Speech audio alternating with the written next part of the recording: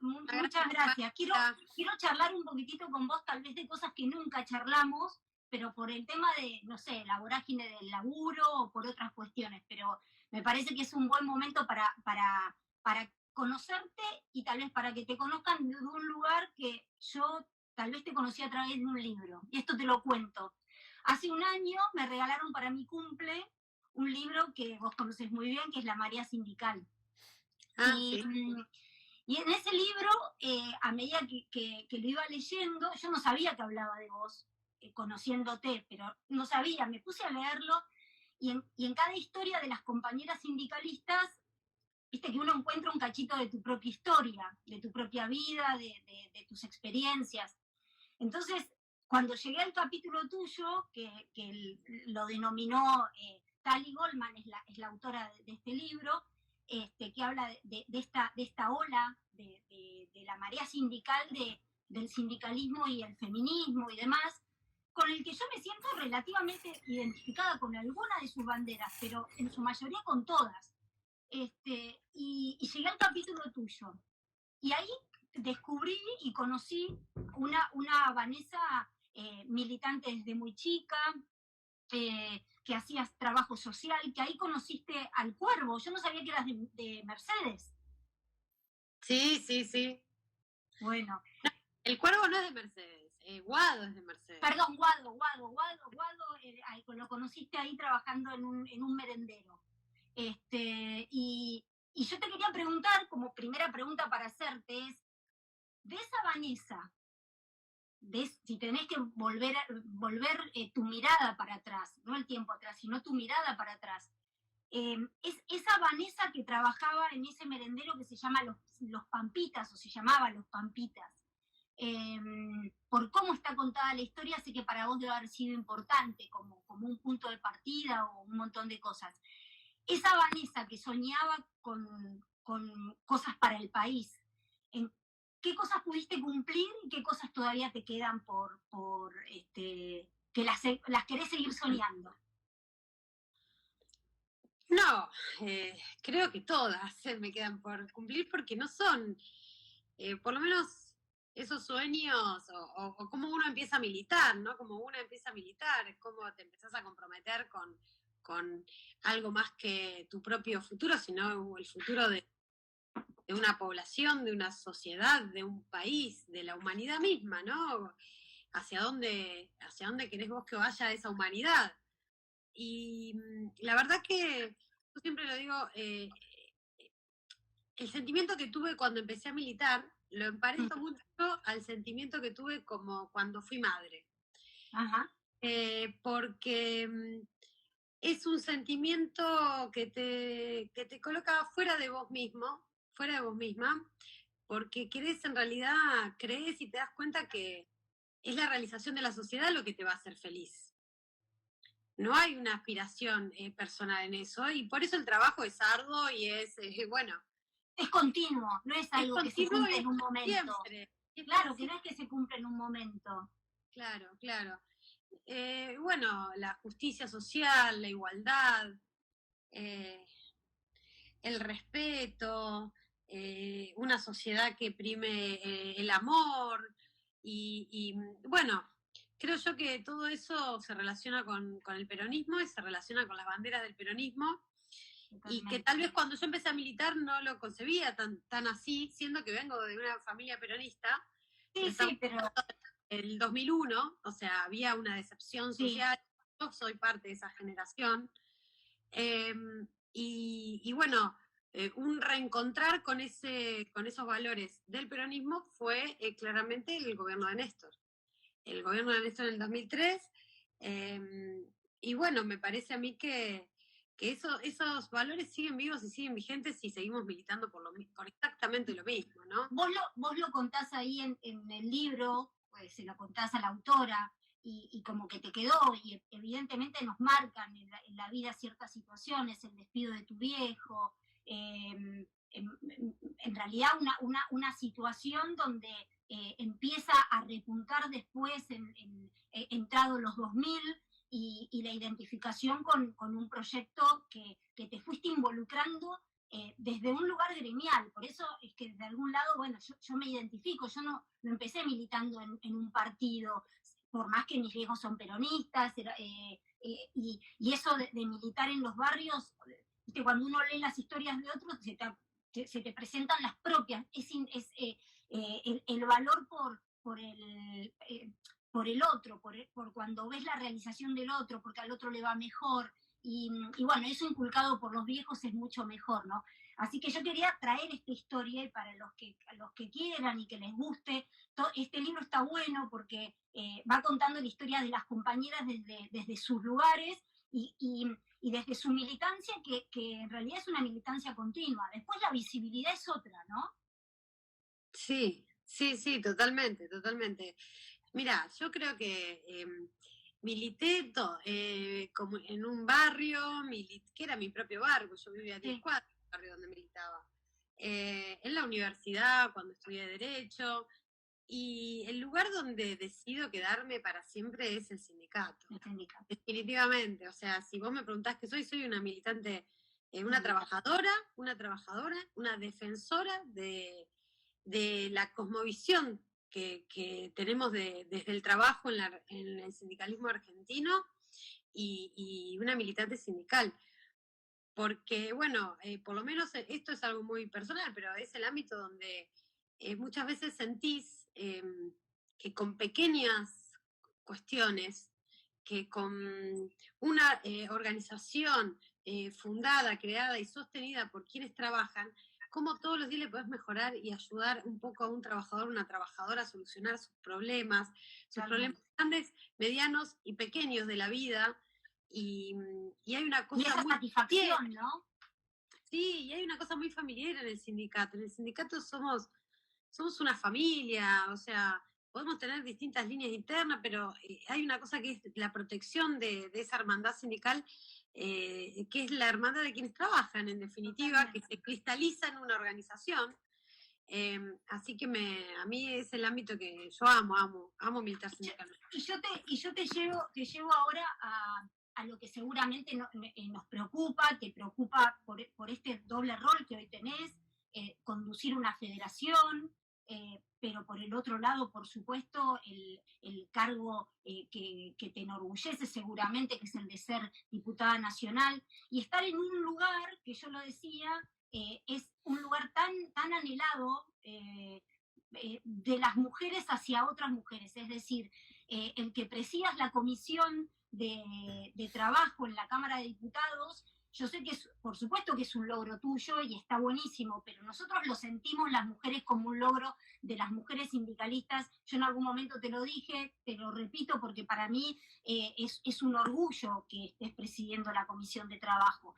Y en ese sentido, quería conversar con vos algunas cuestiones que a vos te han tocado transitar en este tiempo, en un contexto muy complicado, donde los números del desempleo son preocupantes y desde el Estado se está tratando de contener esto, pero no dejan de ser reales y alarmantes, desempleo, trabajo informal, que son cuestiones que venimos arrastrando en la Argentina, y la Comisión de Trabajo es caja de resonancia de toda esta cuestión vinculada con lo social.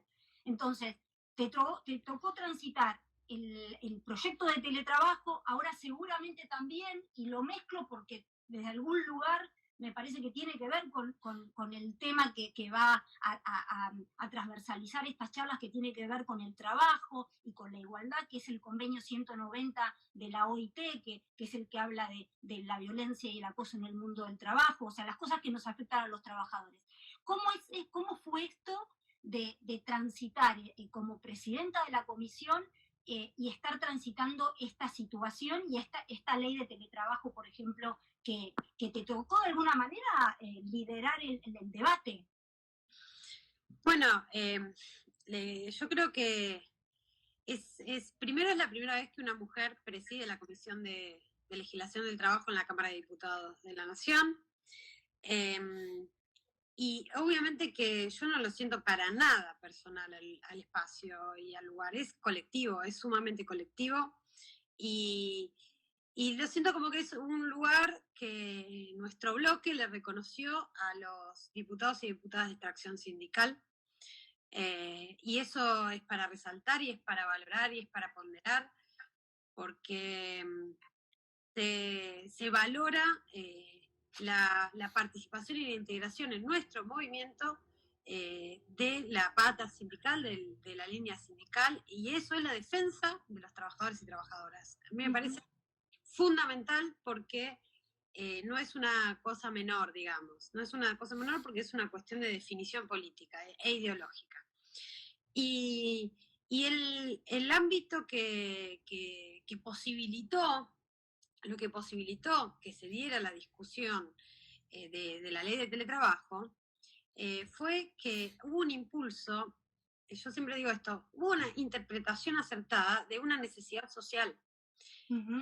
El impulso que le dieron los 20 proyectos de ley que había para regular el teletrabajo, en realidad no eran los 20 proyectos de ley, era el reflejo de esos diputados y diputadas que habían interpretado que esto era una demanda social. Totalmente. Y que la participación de las centrales obreras en la discusión, así como de los distintos sindicatos que tenían una expertise, ya que muchos habían regulado el teletrabajo en sus convenios colectivos, como por ejemplo FOETRA, esa participación inicial y ese acuerdo inicial para que el tema se aborde fue nodal. O sea, fue lo primero que nosotros siempre decíamos, a quienes primero vamos a escuchar es a quienes trabajan, ¿no? Y así fue en la comisión, a quienes primero escuchamos fue a la CGT, a la CTA, a la Corriente Federal y a los gremios de los sectores informáticos o de telecomunicaciones. Ese apoyo que se recibió fue la fuerza con la que luego llegamos adelante todas las discusiones. Y que yo quiero remarcar una cosa, los 20 proyectos casi versaban todos sobre lo mismo.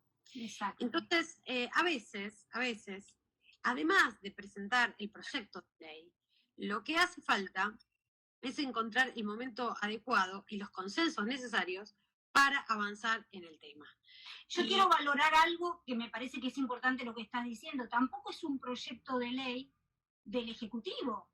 O sea, es un proyecto, o sea, se logró un dictamen de mayoría con lo que vos mencionás, un número X de proyectos que de alguna manera estaban dando como el termómetro de una demanda y de algo pendiente que nunca se había resuelto, como vos decís, porque tal vez algunos lo habían tomado, pero bueno, por supuesto que a veces las cuestiones, como fue este caso, el aislamiento preventivo y obligatorio, obligó a la gente a quedarse en sus casas y esto también de alguna manera lo hizo implosionar, pero me parece importante también que no fue una imposición del Ejecutivo.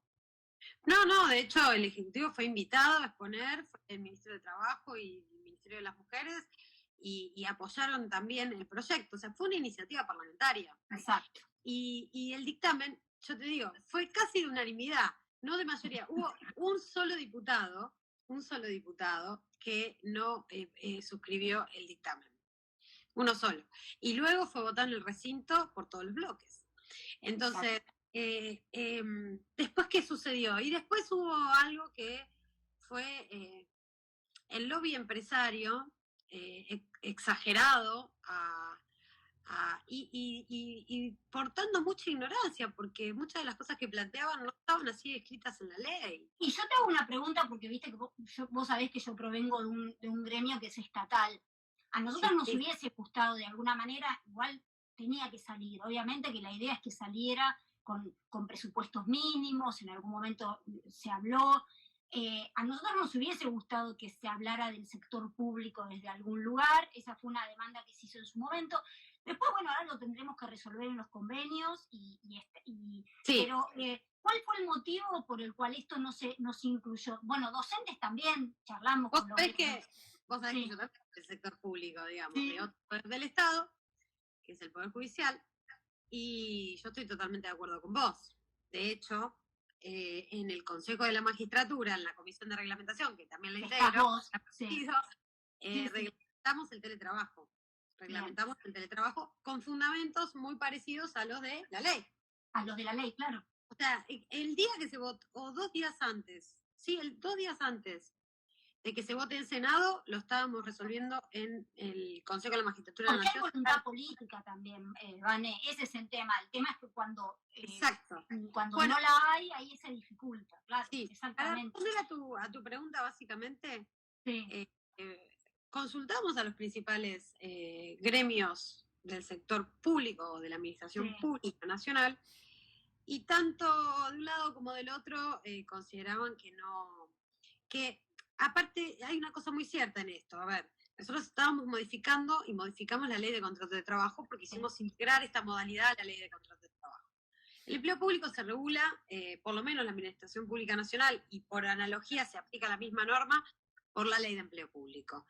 Y teníamos que meternos en otras especificidades y a regular una relación de empleo que no es la del contrato privado, que tiene otras características, otro amparo, incluso por el mismo 14 bis.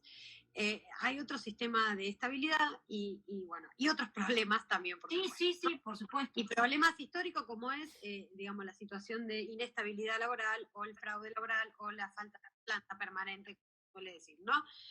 Entonces, meternos ahí era trabar la situación. Cuando nosotros podíamos avanzar en una regulación en el marco de la ley de contrato de trabajo, que muchas veces, y esto lo sabes vos, porque sos sindicalista del sector público y lo sé yo también, muchas veces es la ley en la práctica. No digo en los juicios, no. Yo como sindicalista lo que menos quiero es llegar a juicio, siempre digo. No. Juicio porque el trabajador ya perdió, digamos.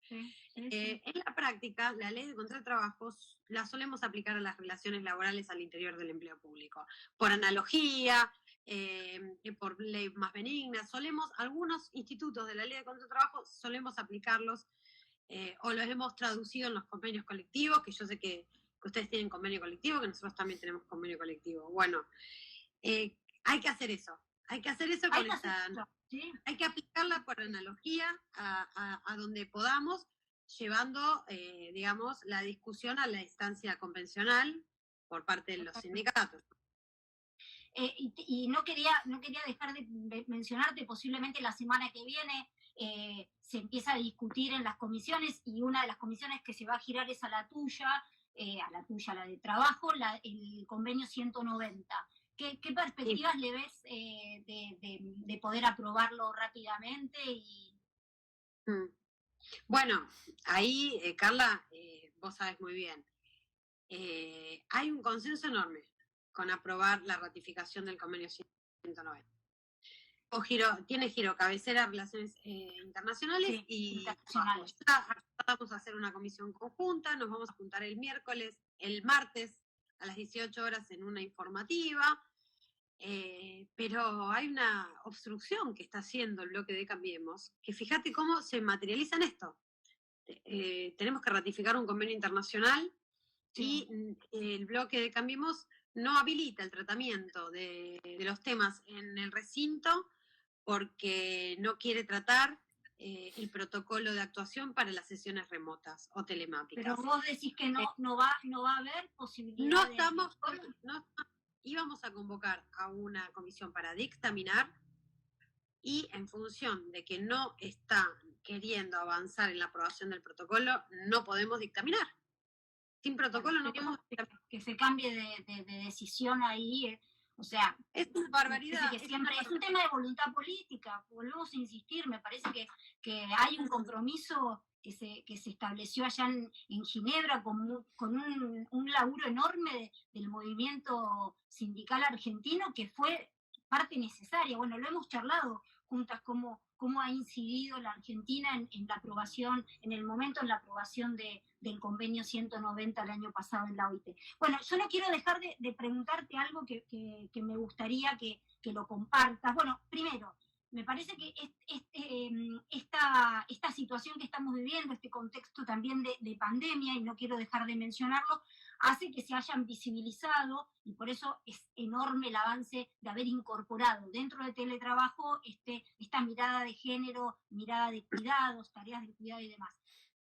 ¿Qué perspectivas tenés para el post-pandemia para ver si esta situación de desigualdad en el empleo que la Argentina, en realidad las mujeres sufrimos en el mundo, no es en la Argentina, pero el hecho de la mayor informalidad y demás, ¿cómo visibilizás eso? Y si pensás que este contexto, que ha sido negativo para lo global, se puede aprovechar positivamente, por lo menos por el hecho de que se ha visibilizado, me parece que de una forma que no se había visto, la importancia de las tareas del cuidado que son no remuneradas.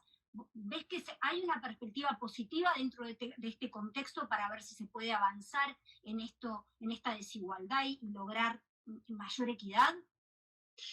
Sí, en primer lugar, como vos bien mencionabas antes, la situación del trabajo es dramática en la Argentina. Es dramática porque así como el 2020, con un 10% de desocupación que dejara el gobierno de Mauricio Macri. Hola, sí, no sé si me... Sí, yo te escucho. Sí, ¿vos? ¿Escuchás? Sí, te escucho perfecto. ¿Escuchás? Ah, bien. Sí, ahí está. Vos recordarás bien, Carla, que el 2015 terminó nuestro país con un 6% de desocupación y vinieron 4 años de políticas de entrega total de la soberanía económica de nuestro país, del trabajo, de la industria, de destrucción.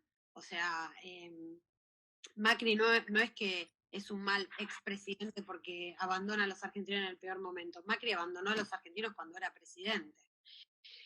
A mí no me sorprende que ahora esté allá por una playa en Sao, Francia, París, no sé dónde está, por esos lares, porque ya lo hizo cuando era presidente y eso es más terrible todavía. Eso es lo terrible. Y de ahí empezamos el 2020 y de ahí vino la pandemia. Los problemas del empleo que se suscitaron este año fueron los problemas de una pandemia, no de una cuarentena, de una pandemia. Uh-huh.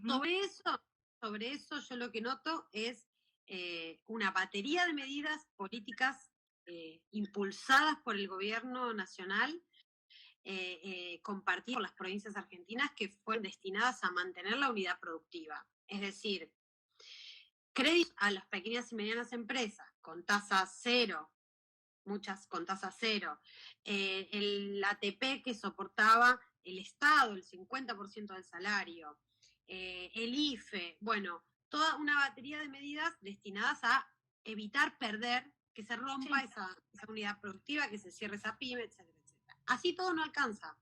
Y claro, no alcanza. Es un problema mundial.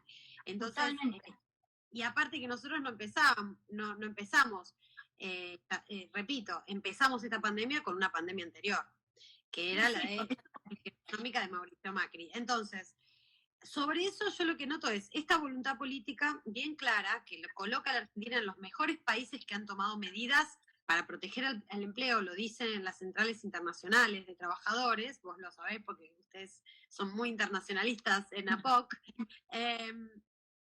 pero además hay una voluntad política en construir una agenda de futuro.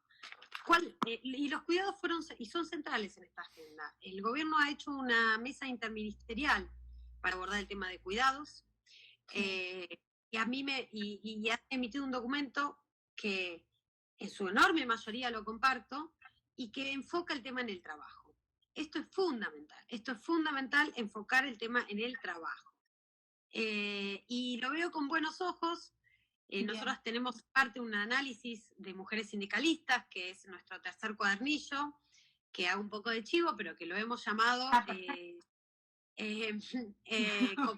trabajo, que las tareas de cuidado son trabajo, cooperación y solidaridad, retomando una bandera de Delia Parodi. Mirá vos, nosotras que somos diputadas, vos que militaste mucho también con tu condición de diputada, de las primeras diputadas que tuvo la Argentina, que fueron periodistas, Delia Parodi fue la primera vez que se presentó un proyecto para regular las tareas de cuidado como un trabajo. Estamos hablando de 1955, previo al golpe de Estado. Obviamente vino el golpe de Estado, Delia fue perseguida, fue presa, Y, y tuvo que venir Cristina en el 2010, nuevamente, para regular el régimen de contrato de las trabajadoras de casas particulares. Y hoy estamos en una tercera, yo lo analizo esto como un tercer momento en ese sentido, y que se arme de manera interministerial significa que se lo va a abordar en su complejidad a este tema. Bien. Por eso nosotros decimos que ahí hay que ver las tareas de cuidado que hacemos las trabajadoras registradas, que estamos convencionadas en otro tema, lo que hacen las trabajadoras de casas particulares, en las amas de casa, ese es otro universo para abordar, y otro universo es el trabajo de cuidados que se hace en el ámbito comunitario a través de las organizaciones sociales. Son 4 universos que hay que abordar con políticas diferentes. Y yo creo que hacia ahí nos tenemos que encaminar. Y nosotras las mujeres tenemos un rol ahí muy importante, muy importante. Totalmente.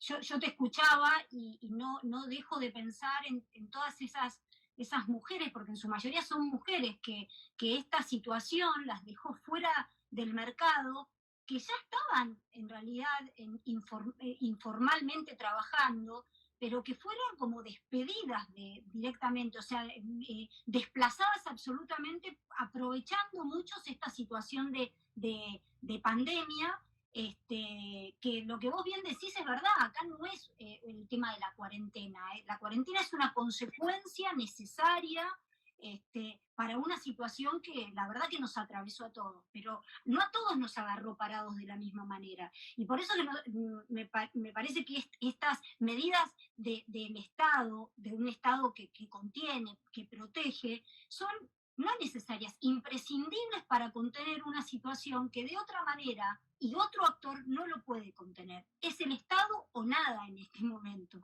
Por eso la revalorización del rol del Estado, y lo venimos repitiendo quienes somos servidores públicos, quienes laburamos en el Estado, quienes vimos cómo nuestros compañeros y compañeras siguieron trabajando a pesar del aislamiento, cómo pudieron, con la conectividad que pudieron, de la manera que o sea, usando todas las herramientas que tenían y más. ¿Por qué? Porque los que trabajamos en el Estado amamos el Estado, porque lo entendemos de otra manera, y me parece que esto es esencial. Vane, yo quiero terminar, no quiero terminar, pero con dos preguntas o dos, de alguna manera, disparadores para que podamos compartir. Las dos venimos del mundo gremial, las dos compartimos el mundo político, nos gusta, abrazamos la política, vos soy con un rol parlamentario, yo lo he dejado hace unos meses. Yo tengo siempre mi experiencia de la política y parlamentaria, y tal vez coincide un poquitito con lo que vos dijiste al principio, eso de que uno puede hacer en la vida muchas cosas, pero cuando uno encuentra esa vocación, y a mí me pasa con el sindicato, con el sindicalismo, yo me defino sindicalista. Me gusta, me enorgullece decir que soy sindicalista. Después, bueno, puedo ser diputada, puedo ser esto y lo otro, esas son circunstancias. Que te ayudan, sí, te ayudan, nos ayudan a revalorizar también a los sindicatos. Pero si vos tuvieses que decir ese valor del sindicalismo que no lo encontrás en otro lugar, en otra organización, ¿qué dirías del sindicalismo? Eso que la política, yo a veces digo, tal vez tendría que aprender un poco, o copiar o replicar. No sé si lo quiero decir como por oposición a No. Pero sí diría que el valor fundamental del sindicalismo es la solidaridad. Entendida como que primero para el que menos tiene, primero al que peor está, primero al que más nos necesita. Y se aplica todos los días. O sea, no hay un acto, no hay un hecho, no hay una decisión que se tome y se pueda tomar en el ámbito sindical que no tenga como premisa el principio de solidaridad. Y bueno, eso existen un montón de otros ámbitos, digamos, pero en donde nunca puede faltar en el sindicalismo. Bien. Bueno, y última, y ahora te dejo que estés descansando con tu familia. Hoy 22 de agosto para nosotros los peronistas es muy importante. Para los que yo la tengo acá que me acompaña, con el pensamiento y trato que con la acción, lo intento.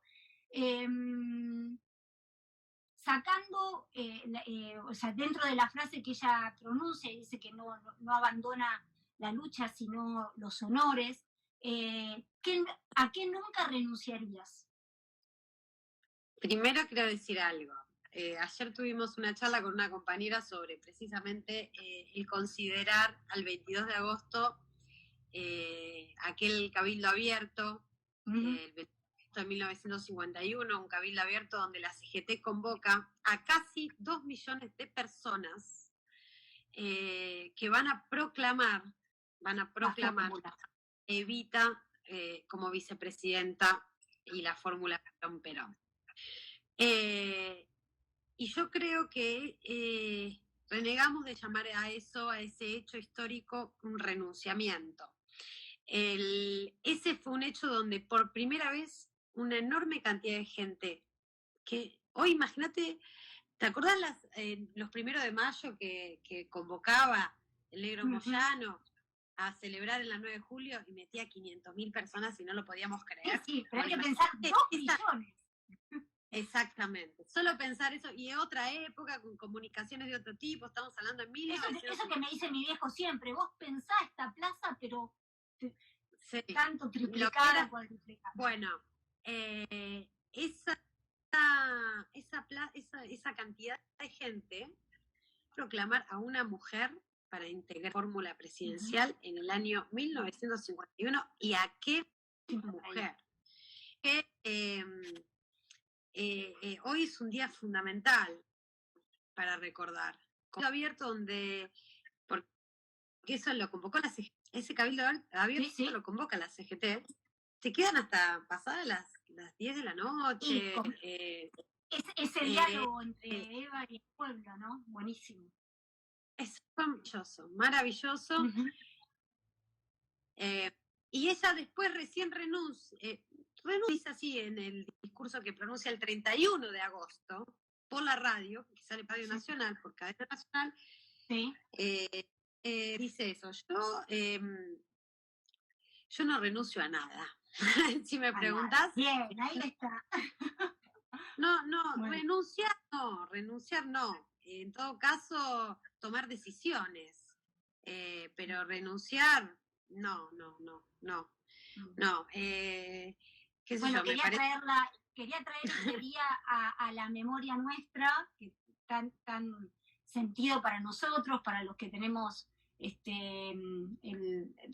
para los que somos peronistas, y me encantó eso porque hoy cuando lo ponía en las redes tampoco quise poner renunciamiento, no me parece que sea eso, me parece que bueno, nada, Eva está en los corazones, está en la acción, está en los desafíos que tenemos los y las peronistas para convertir en realidad aquello que soñamos como país.